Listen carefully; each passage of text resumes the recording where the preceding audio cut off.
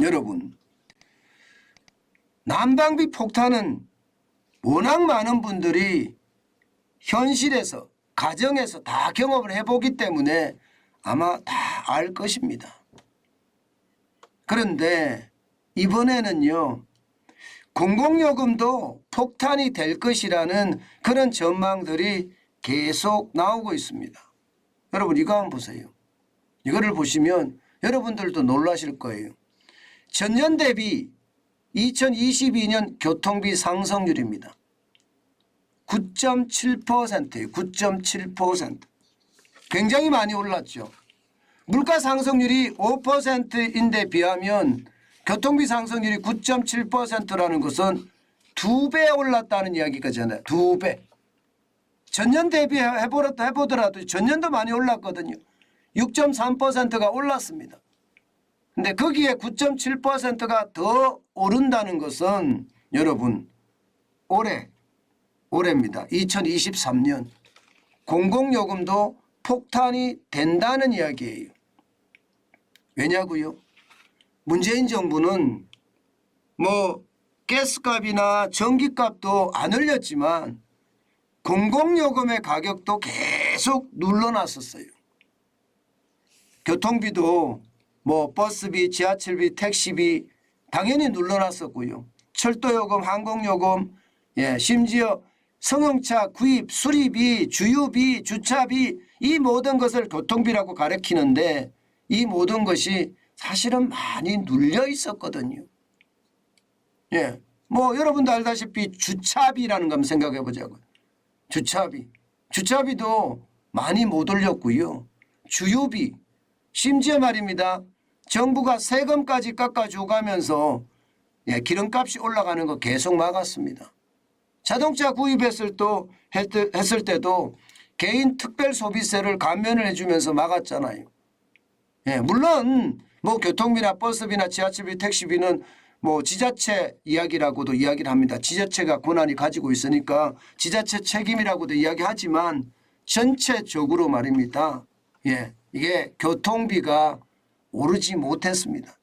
그러면 올해 오르면 어떻게 될까요? 당장 말입니다. 당장 여러분도 알다시피 택시 요금 오릅니다. 아마 안 올릴 수가 없을 겁니다. 택시 하시는 분들의 이야기를 들으면요.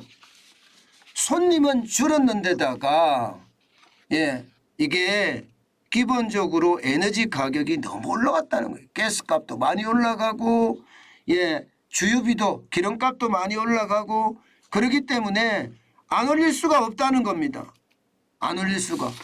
올려야지만이 지금 택시 하시는 분들이 버틸 수가 있다고 이야기를 해요. 그래서 아마 2월 1일부터 택시 요금 올리죠. 시내버스 요금도 마찬가지입니다. 시내버스 요금도 올립니다. 당장 말입니다. 오는 4월부터 1,200원이 1,500원에서 1,600원까지 올릴 겁니다. 굉장히 많이 올리죠. 지하철 요금도 올립니다. 지하철 요금도 1,250원에서 1,550원이나 1,650원. 쉽게 말하면 400원 가량 올립니다. 400원이면 여러분 지금 30% 가까이 올린다는 이야기예요.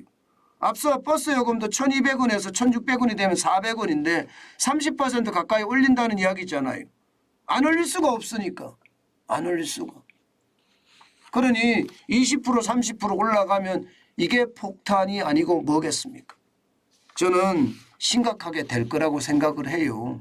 우리가 난방비 폭탄을 맞으면서 여러분들이 아마 느끼셨을 거예요. 저도 난방비 엄청난 폭탄을 맞았거든요. 여기다가 상수도 요금도 올립니다. 상수도 요금도 톤당 480원이었거든요. 100원 정도 인상한다고 100원. 480원에 100원이 올라가면 20% 가까이 올라간다는 20% 넘게 올라간다는 이야기잖아요. 그러면 공공요금이 안 올라갈 것이 없어요. 다 올라갑니다. 참 안타까운 현실입니다. 이게 문재인 정부 시절에 이게 조금 올렸으면 대응을 할 수가 있습니다. 소비자들이 국민들이 대응을 할 수가 있거든요. 지금 교통비 많이 올리니까 이게 승용차를 타고 다니는 것보다 대중교통을 타자. 가스비 많이 오르니까 가스 난방 좀 줄이자. 전기요금 많이 오르니까 전기 좀 줄여 쓰자. 이렇게 미리미리 대비할 수 있는데 지금 지난 5년 동안 제대로 안 올려놓으니까 지금 한꺼번에 올리려고 그러면 어떻게 될까요, 여러분? 굉장히 충격적이 될 겁니다. 2017년부터 보면 말입니다. 2017년 3.6% 오르긴 올랐어요. 그러나 2019년 1.8% 떨어졌습니다. 오히려 2020년에도 1.8% 떨어지고요. 2021년에 6.3% 교통비가 올랐죠. 2022년에는 9.7%가 올랐습니다. 올해는 아마도 두 자릿수가 되지 않을까 이렇게 생각합니다. 그러면 국민들은 진짜 어려워질 거예요. 특히 말입니다, 여러분. 이게 저소득층이라고 이야기하는 소득 하위 20%까지 0%에서 20%까지 소득 하위 20% 쉽게 말하면 5분이라고 이야기하거든요. 1분이라고 이야기하거든요. 1분위는요 저소득층을 말합니다. 저소득층. 저소득층이 지금 필수 생계비 비중을 한번 보세요. 필수 생계비 비중. 내가 버는 돈 중에 92.8%가 필수 생계비 비중입니다. 내가 100원을 벌어오면요. 100원을 벌어오면 7.2원만 쓸 수 있는 돈이 있다는 거예요.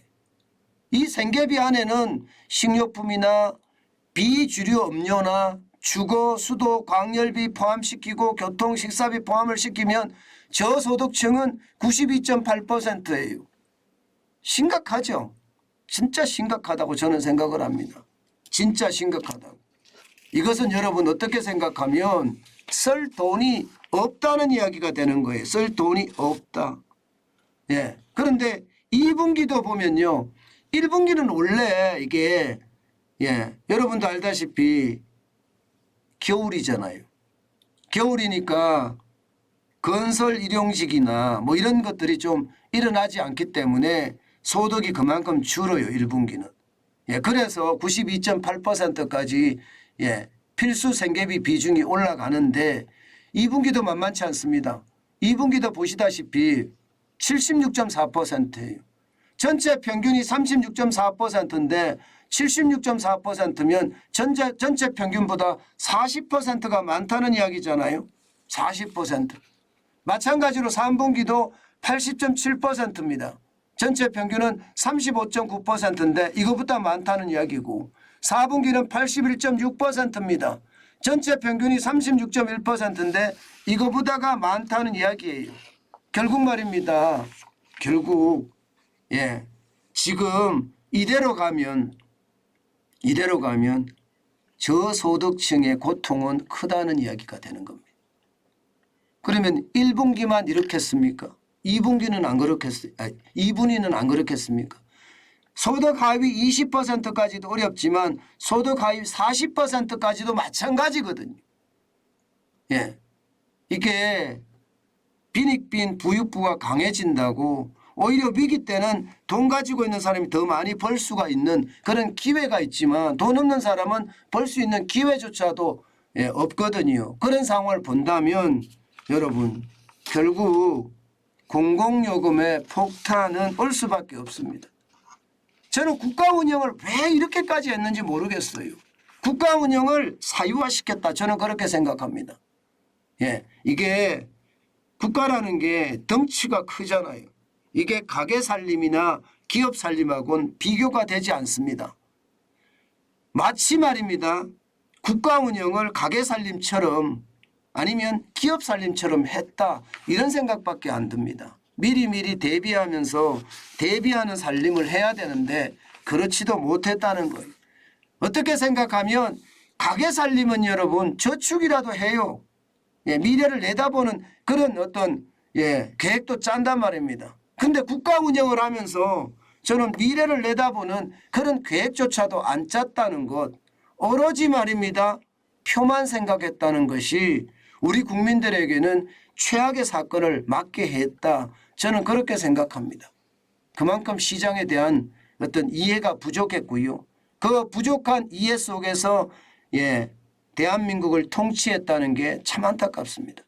저는 윤석열 정부가 자유민주주의와 시장 경제라는 기틀하에 좀 비정상이 된 걸 정상화를 빨리빨리 좀 시켰으면 좋겠어요. 시간이 너무 늦어요. 그 사이에 저소득층이나 취약계층 국민들은 다 힘들어집니다. 저는 그 시간을 많이 줄여줘야 된다고 생각합니다. 정부가 돈 뿌려서 에너지 바우처를 주고 그만큼 말입니다. 공공요금 인상에 대해서 할인을 해주는 것도 중요하지만요. 그들이 자립할 수 있는 기반을 만들어주는 것. 다시 말해서 일자리를 만들어주는 것. 여기에 저는 집중해야 된다고 생각을 합니다. 그래야만 우리 경제가 다시 궤도에 들어서지 않겠느냐. 그런 생각 저는 진짜 많이 해봅니다.